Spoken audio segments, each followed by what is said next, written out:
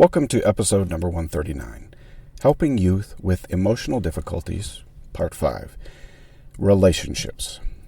I am your host, Damon Soka. I have not said this for a while, but I do think that it is always important to note. This is not an official publication of the Church of Jesus Christ of Latter-day Saints.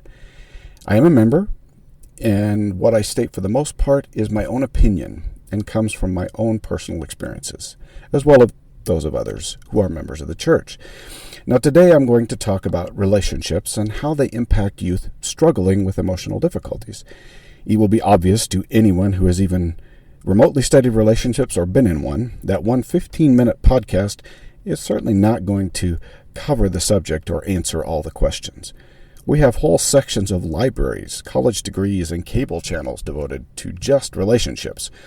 And so what I say today is really going to try to touch on more of the heart of the matter. Actually, if you talk to anyone who knows me well, they would find me talking about relationships fairly humorous. You might be surprised to learn that I don't have many close friends. Even my family relationships between my brothers and sisters and I is more at a distance than you would expect. Yes, I talk to my brothers and sisters a couple of times a year, but sometimes not even that much. Now, I have wonderful relationships with them and with my immediate family, my wife and my children, but my relationships can feel and look very different from what would be considered normal. So I am probably the last person to give good advice on relationships, but maybe that is also why I am discussing it. One of the signs and problems of mental illness is the inability to establish healthy relationships and then to maintain them. I suffered severe mental illness during that time frame in life when we most learn about human relationships, during our adolescent and teenage years into early adulthood. This, in turn, has affected me throughout my life and my relationships. There are many reasons we struggle with relationships during a mental health challenge. Relationships require feeling trust, being able to communicate. It requires consistent effort emotionally and physically. It requires charitable love and concern. And last but not all, it requires an emotional connection. When you view each of these individuals' concerns, it's not difficult to see why someone suffering from mental illness struggles or cannot maintain healthy relationships. And yes, I said cannot. This does not mean that they do not have relationships with other persons. It means that those relationships will be incomplete in many ways. Now, I tend to look at relationships and mental illness somewhat like building a house. Without the right tools and materials, it can be done, but it takes far greater effort and maintenance. Now, a house, when we talk about one, must be built on really some kind of foundation that is sufficiently solid that it can withstand the weight of the house and the stresses of the weather. Similar to a relationship. When you look at a relationship, our foundation is built upon trust. The foundation for any relationship is trust, and now trust is truly a combination of emotional connection, immersive experiences with the individual, and logical conclusions. When you think about trust in a relationship, what comes to your mind? While we don't often perceive it this way, we most interact with trust as a feeling. Those feelings come from our experiences and our personal feelings surrounding those experiences with the other person. Our experience and interaction creates a feeling as though the other person in the relationship has our best interest in mind and in heart. The more they do to reinforce this idea, the greater the feeling of trust.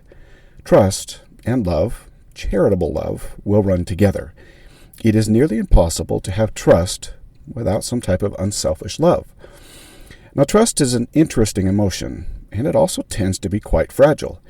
It is fragile in the sense that actions destroying the feeling of trust carry far more weight than actions that increase trust in our relationships. Certainly, negative actions carry enough weight against our feelings of trust that one bad experience can destroy our feelings of trust for many years. Even devoted and loving actions demonstrated after one bad breach of trust can take many years to rebuild a relationship to its former status. So untrustworthy behavior will have a far greater effect than years of faithful actions. It is the way we are built as human beings, but it is also a sign of the societies we live in. Trust is the first thing we look for when we begin a relationship. It is the feeling we most use to measure our relationships, and we measure our relationships all the time, every moment of every day. It is a consistent process that requires that we continuously show trust and love. The curious thing about trust is that it is a feeling created within ourselves through the observance of the actions of others. Because trust must be built over time, and for most people is not easily felt or given, an illness that interrupts the trust emotional building process will cause serious issues within a relationship. For instance, let's say I personally befriended a coworker or a classmate. Our initial friendship will begin by establishing some boundaries, some common experiences, and we will begin building that trust feeling. Depending upon our culture, our past experiences, and our life, we will look for visual cues as to how much trust we should give and feel. As I've said before, we cannot directly feel another's love or trust for us, even in the smallest measure. We cannot feel what they feel. So we look to visual cues to internally create this trust feeling. However, what we don't often discuss is that if we can't feel trust or love due to complications of mental illness, then we will be unable to trust another person. And this definitely hinders the building process. This is not because they are not trustworthy or that they do not have our best interest in mind or that they are even demonstrating or that they aren't demonstrating trust. It is simply due to our illness. When we are unable to feel trust, then nothing the other person does will be considered trustworthy.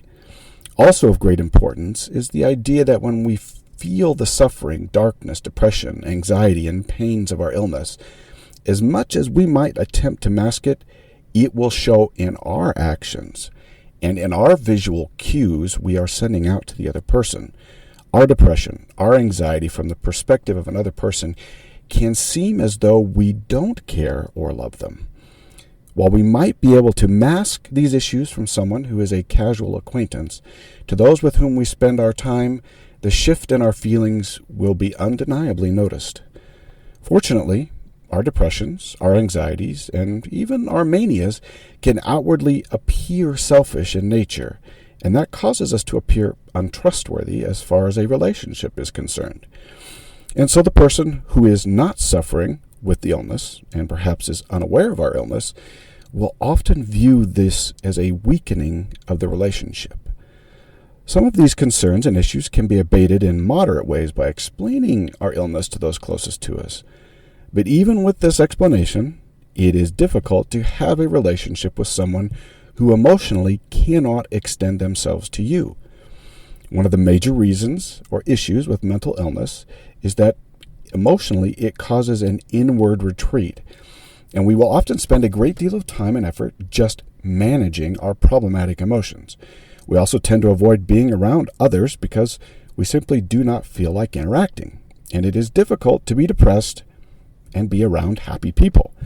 Mental illness takes so much physical and emotional energy to manage that it is very difficult to expend energy anywhere else. And that is true in the sense of concern and care and love for others.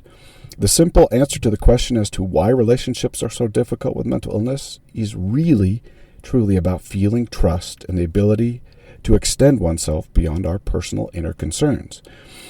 That leads us to the idea of communication in a relationship. Communication is the method by which we express our concern, love, and trust to the other person in this relationship. Often when we talk about communication, we think almost immediately about verbal communication. Verbal expressions certainly have a place in communication, but communication is not limited at all to verbal tones. We as humans look to other types and forms of communication as verification of what has been said. If we hear the words, "I love you," we will look to the actions to ascertain the levels of love and trust. Communication for the human being in a complex world is everything and anything that flows from another human being. I'm going to repeat that. Communication for the human being in this complex world is everything and anything that flows from another human being. This can be from the way that they look at us or the way they do not, how they speak to us, meaning we care very much not just about the words, but how the words are said and what words are being used in what context. We look at their subtle body cues. Do they turn towards us when they speak? Are they distracted? Do they avoid eye contact? Do they text right back right away? Or is their return communication often delayed? Interestingly enough, we concern ourselves even with the subtlest of cues and smallest of insinuations.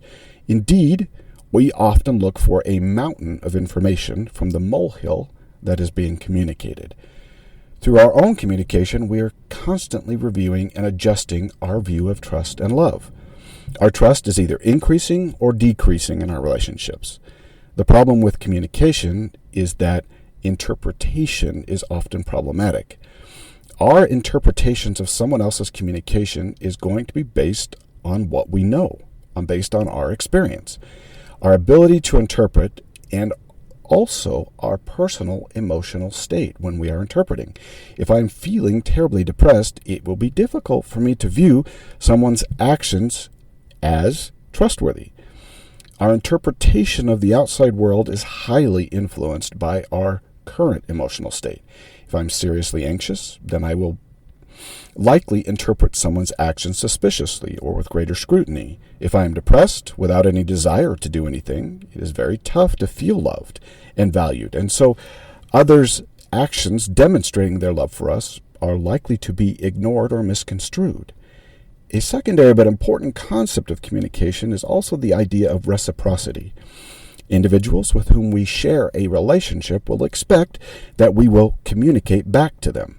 When they express love, care, or concern, they will expect that we will acknowledge their communication to us and return that love, care, or concern. It is the when I say I love you, you expect the same in return. This is one of the ways we actually reinforce feelings of being loved and of trust. Mental illness interrupts those signals in that we are likely to interpret actions and communications incorrectly, and we are unlikely to communicate a positive return signal. It is the equivalent of the awkward movie moment when two leading characters who have been building a good relationship and one says I love you and the other person hesitates. When we don't get back the signal we are sending, our minds interpret it as the lessening of the trust and a weakening of the relationship, as if the person is saying to you, I hear what you say, but I am not feeling the same way as you do about our relationship. This is most often where the relationship breaks down or never really gets a solid foundation built when we have mental illness. Anyone who has been in a one-sided relationship understands this feeling very well. Now, during my years of illness, I spent many days having no desire to communicate with anyone. This was not due to any loss of love or purposeful moving on from a relationship. This was simply a matter of mental illness, placing serious restrictions on my ability to communicate, love, trust, and return those signals sent to me by the other person. In other words, my desire to maintain the relationship had been overshadowed by my illness and replaced by emotional pain, suffering, and a lack of desire. You can only mask such things for so long. I recognize that my relationship suffered through this time frame, but because of the illness, I had no power to really address the problem. When you are suffering deeply, you retreat into your own emotions, attempting to sort out the problems and difficulties, and you avoid situations where you would feel worse. The second difficulty is that when you are depressed, it is very difficult to be around someone who is not. They consistently remind you of what you do not have, and that makes what you feel even more distressing. And so, those of us with mental illness tend to isolate ourselves. We do so to minimize the pain and suffering. Because everything we do is part of what we are communicating, our isolation will tend to decrease the number and healthy nature of our relationships. I admit that it is difficult to be in a relationship with someone who is suffering mental illness.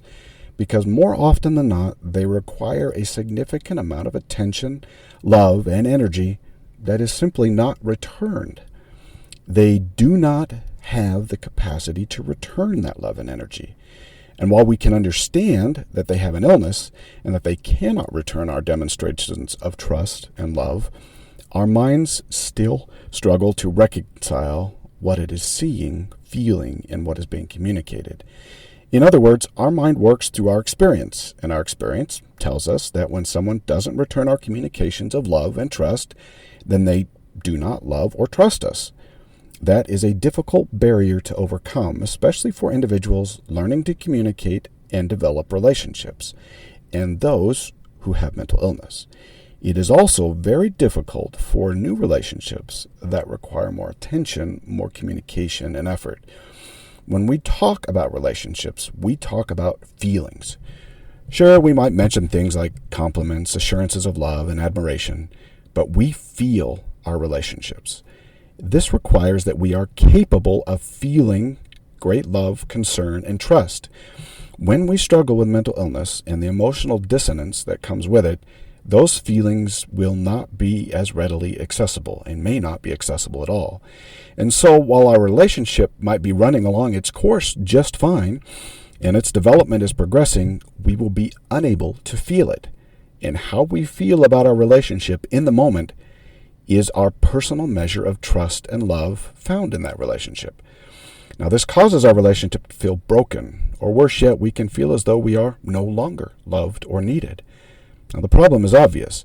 Nothing is changed for the other person who doesn't have the mental illness. But we who suffer will begin to communicate our current feelings of doubt, despair, and discouragement through all of our senses.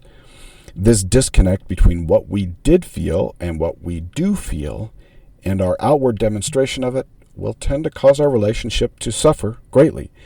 This is one of the many reasons why individuals with mental illness tend to have small circles of friends. With all of this inward turmoil, the outward will eventually come to pass. Our relationships will suffer when we do. And because mental illness is more often a long-term and consistent, our relationship troubles will be the same. Because we are discussing helping youth, this understanding will be incredibly important to those who are trying to help.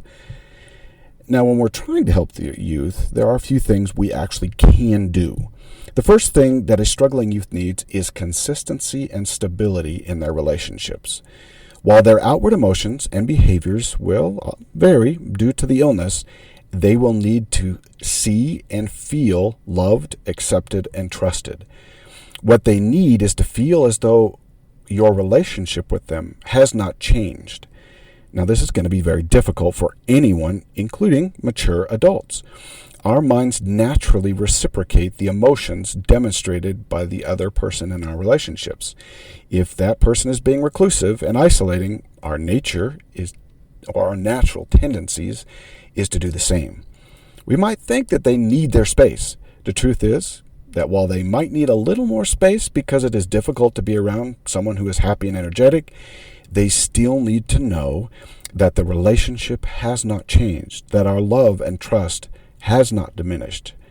In fact, because it will be difficult for the youth to feel love, they will need additional reinforcement as to your love and trust. The relationship is going to feel very, very one-sided, and for the most part, you will be unable to outwardly see if your effort is having really any impact.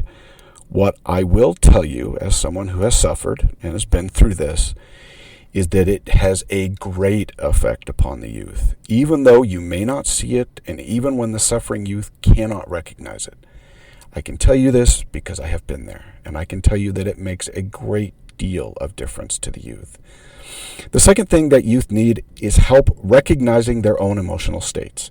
Youth will struggle to identify that they are inside of an episode or that they are even having emotional difficulties. With my wife, my children, and even friends who suffer, I have consistently helped them to see their emotional struggles and that they are suffering through an episode. I know that doesn't seem logical, that someone suffering with mental illness can't see their struggles, but that is the madness of the illness. When you are suffering, it comes upon you so subtly, so slow, that you can never exactly tell when you have descended into another episode or if it's just a bad day. The one thing you can do to help youth is to help them acknowledge what they are feeling and then to help them understand that what they are feeling is not necessarily their fault and it may be due to an illness, but to help them understand their feelings. And you can't just tell them once. Often you will need to remind them of what you're seeing and what they are feeling.